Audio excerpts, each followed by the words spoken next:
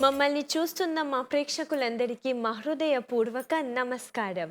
మీకందరికీ శ్రీ పరాభవనామ ఉగాది శుభాకాంక్షలు. యుగమునకు ఆది యుగాది. మీకు తెలిసినట్టుగా తెలుగు వాళ్ళందరి కోసం తెలుగు ఉగాది ఒక ముఖ్యమైన పండగ. ఎందుకంటే ఇది మన కొత్త సంవత్సరం. అందుకే దీన్ని సంవత్సరాది అని కూడా అంటాం.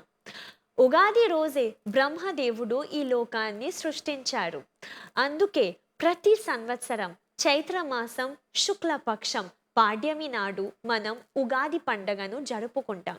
కానీ దీనికి తయారులు ఒక రోజు ముందు కాదు, ఎన్నో రోజుల ముందు, వారాల ముందు, నెలల ముందు మొదలవుతాయి. ముందుగా కొత్త సంవత్సరం కాబట్టి మన ఇల్లు అందంగా, చక్కగా, శుభ్రంగా కనిపించాలి. అందుకే ఉగాదికి ముందు మనం ఇంటిని శుభ్రం చేస్తాం. కిటికీలు, తలుపులు అవన్నీ కడతాం. ఎందుకంటే ఆ రోజు మనమందరం చక్కగా ప్రశాంతతలో, శుభ్రంలో ఉండాలి.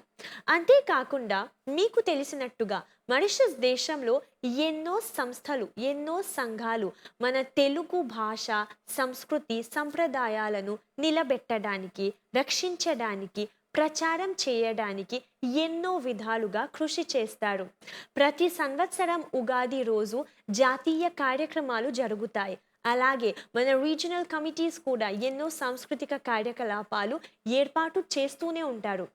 దానికోసం కూడా తయారులు ఎన్నో వారాల ముందు మొదలవుతాయి. ఆ కార్యక్రమాల్లో నాటకాలు, నృత్యాలు, పాటలు, పద్యాలు అవన్నీ చేస్తూనే ఉంటారు. అయితే దీని రిహర్సల్ ఒక రోజు ముందు కాదు, ఒక వారం ముందు కాదు, నెలల ముందు లేకపోతే కనీసం వారాల ముందు మొదలవ్వాలి. అందుకే ఉగాదికి ముందు మనం ఎన్నో తయారులు చేస్తూ ఉంటాం.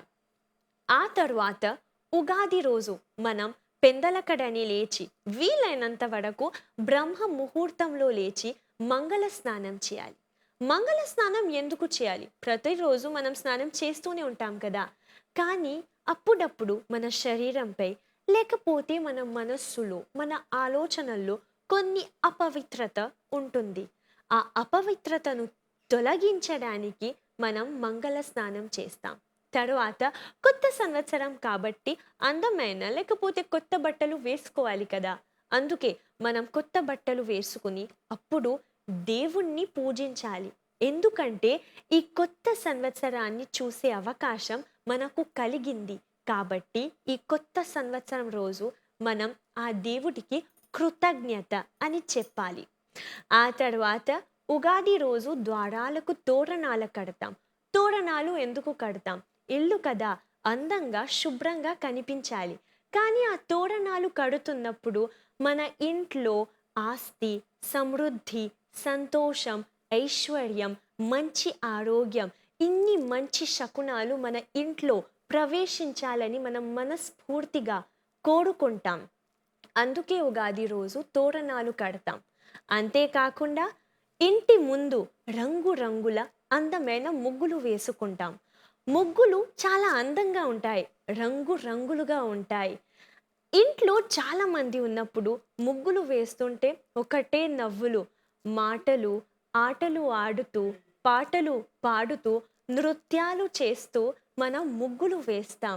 ఇంటి ఎంత అందంగా ఉంటుంది అందరూ మాట్లాడుతున్నప్పుడు. ఇంట్లో ఆ ఆ వాతావరణం చూడ ముచ్చటగా ఉంటుంది. ఇంట్లో కిటకిటలాటలు, ఆటలు, పాటలు, వీణులకు విందుగా ఉంటుంది, కళ్ళకు పండగలా ఉంటుంది, చూడ్డానికి చూడ ముచ్చటగా ఉంటుంది. రంగులు ఎన్నో భావాలు తెలియజేస్తాయి. ఆ రంగురంగుల ముగ్గులు కూడా వేస్తున్నప్పుడు మనం మన మనస్సులోని భావాలను వ్యక్తీకరిస్తాం. తరువాత ఉగాది రోజు మిఠాయిలు తయారు చేస్తాం. షడ్రుచుల ఉగాది పచ్చడిని తయారు చేస్తాం. ఉగాది పచ్చడిలో 6 రుచులు: ఉప్పు, తీపి, కారం, చేదు, వగరు, పులుపు. ఈ 6 రుచులు మన జీవిత అనుభవాలకు చిహ్నాలు. ఇవన్నీ చేసిన తర్వాత ప్రతి సంవత్సరం ఉగాది రోజు తెలుగు వాళ్ళు గుడికి వెళ్తారు. ఎందుకంటే మనం గుడిని చూసి, గుడిని దర్శించి, దేవుణ్ణి దర్శించాలి కదా. గుడికి వెళ్ళినప్పుడు మామూలు ప్రకారంగా పూజలు జరుగుతాయి, హోమాలు చేస్తారు. అప్పుడప్పుడు మారిషస్ తెలుగు మహాసభ వార్షిక పరీక్షల్లో పాల్గొన్న విద్యార్థులందరికీ మన సర్టిఫికేట్స్, బహుమతులు కూడా ఇస్తాం. అంతేకాకుండా కీర్తనలు, భజనలు చేసి ఈ సంవత్సరానికి మొదటి రోజును ప్రారంభం చేద్దాం. ఉగాది రోజు మందిరంలో ఆచార్య గారు విశేషంగా పంచాంగ శ్రవణం చేస్తారు. అంటే పంచాంగాన్ని చదువుతారు. ఇది మన తెలుగు సంప్రదాయంలో చాలా ముఖ్యం. పంచాంగం అంటే ఏమిటి? ఈ రాబోయే సంవత్సరంలో జరగబోయే మంచి చెడుల గురించి తెలుపుతుంది పంచాంగం. ఇప్పుడు మీరు అనుకోవచ్చు, మన భవిష్యత్తు గురించి తలుచుకుని మనం ఏం చేస్తాం? విధిలో, నియతిలో రాసినది తప్పకుండా జరుగుతుంది కదా.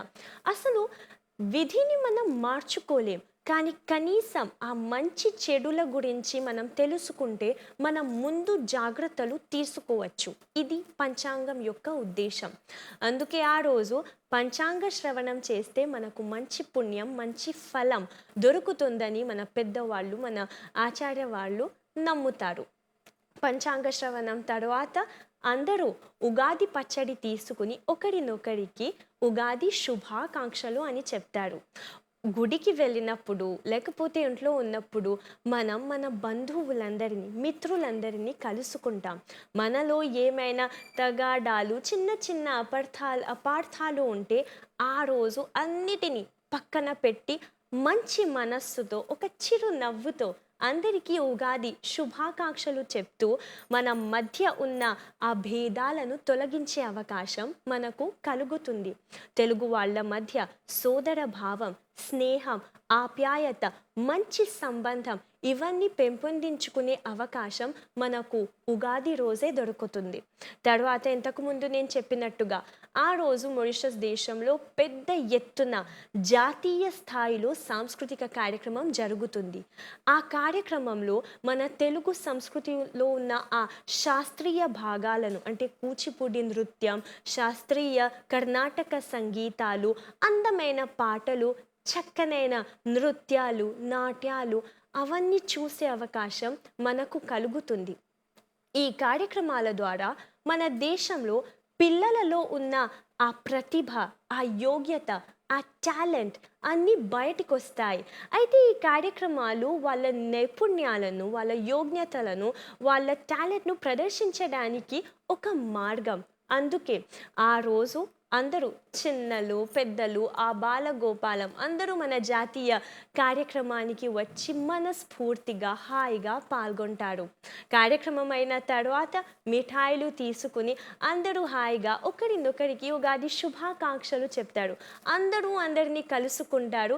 మన మధ్య ఉన్న పరిచయాలను తెలుసుకోవడానికి, దాన్ని మంచిగా చేయడానికి ఇది కూడా ఒక అవకాశం. ఉగాది పండగ కేవలం ఒక పండగ కాదు. ఉగాది పండగ ఒక అవకాశం లాంటిది. నైపుణ్యాలను, టాలెంట్ని ప్రదర్శించడానికి ఒక అవకాశం, కొత్త వాళ్ళను కలుసుకోవడానికి ఒక అవకాశం, మన సోషల్ స్కిల్స్ని ఇంప్రూవ్ చేయడానికి ఒక అవకాశం.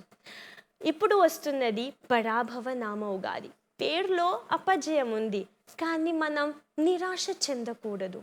ఎందుకంటే ఈ జీవితం మనది. పదండి ప్రేక్షకులారా, మన మనస్సులో, మన ఆలోచనల్లో ఏమైనా కష్టాలు ఉంటే, ఏమైనా భయం ఉంటే అవన్నీ తొలగించి మనస్ఫూర్తిగా, ఆనందంగా ఈ ఉగాదిని జరుపుకుందాం. ధన్యవాదం. నమస్కారం.